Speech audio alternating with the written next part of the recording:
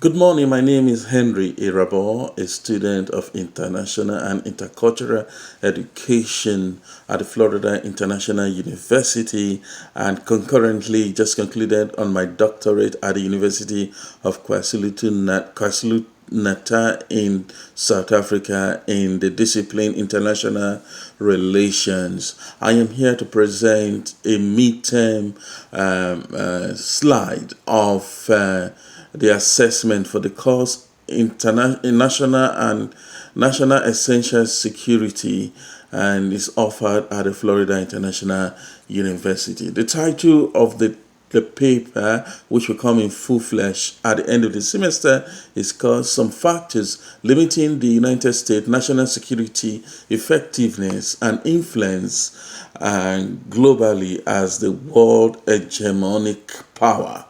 Now, what is the philosophy behind the United States security, national security? It is influenced by its hegemonic global power, which makes it a global, meaning that it is not limited within just the territorial integrity of the United States, but it goes beyond that, because the United States, to a very large extent, has its presence globally, where its embassies, where it keeps diplomatic relationships, where its institutions are located. Its security covers those areas, and that is why you see the United States security all over the globe, protecting its interests. That makes it global, on top of its hegemonic power, on top of its hegemonic capability. So its security philosophy, national security philosophy, is informed by globalism, global influence, and global factors. This paper looks at all this in details at the end of the semester.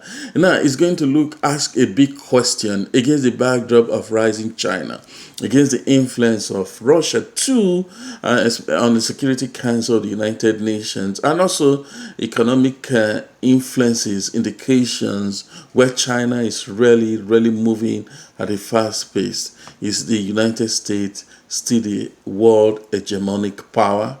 This paper answers that big question in details, and also it looks at the Treaty of Westphalia.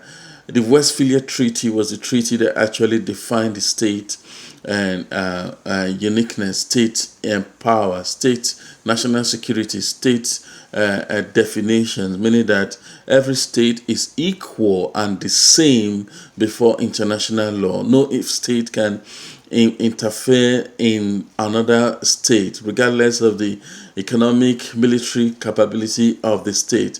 They are all the same before international law and the Charter of the United States, meaning that you cannot influence and decide domestic affairs, even if you are the greatest nation in the world. This treaty will look at the national security of the United States against the backdrop of the topic as presented. There will be theoretical account analysis of the United States and national security and its global influence. We look at the realist school, which to a very large extent conforms with the Westphalia Treaty, which means that what matters in the world is an individualistic kind of world. The realist school of international relations, France at unity, France at international organization, meaning that every state should go and secure its own interests, its own territory against what will be the interests of other states, meaning that the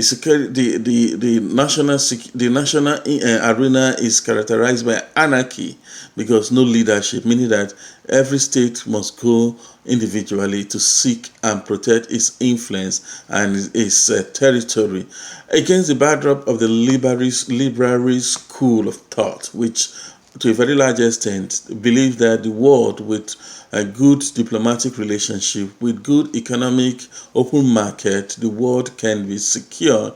People and the countries can come together and have a mutual understanding, avoiding conflict and war. It will look at these two against the backdrop of the national security of the United States, influence globally. Now, it will look at also the UN Security Council against the national security of the United States of America influence, where you have China and Russia, and the voting pattern against the backdrop that if China decide to go alongside with Russia on the particular subject matter to vote, and the United Kingdom, will the United States still stand when decisions are made against the national interest of the United States of America? The paper also will look at the rising power and influence of Russia in the globe. Russia in the globe, and likewise that of China, with more emphasis on China. China is really growing economically, having influence, especially in third world countries, giving loan and incentive, galvanizing to itself a lot of allies against what the pace of the United States is defined.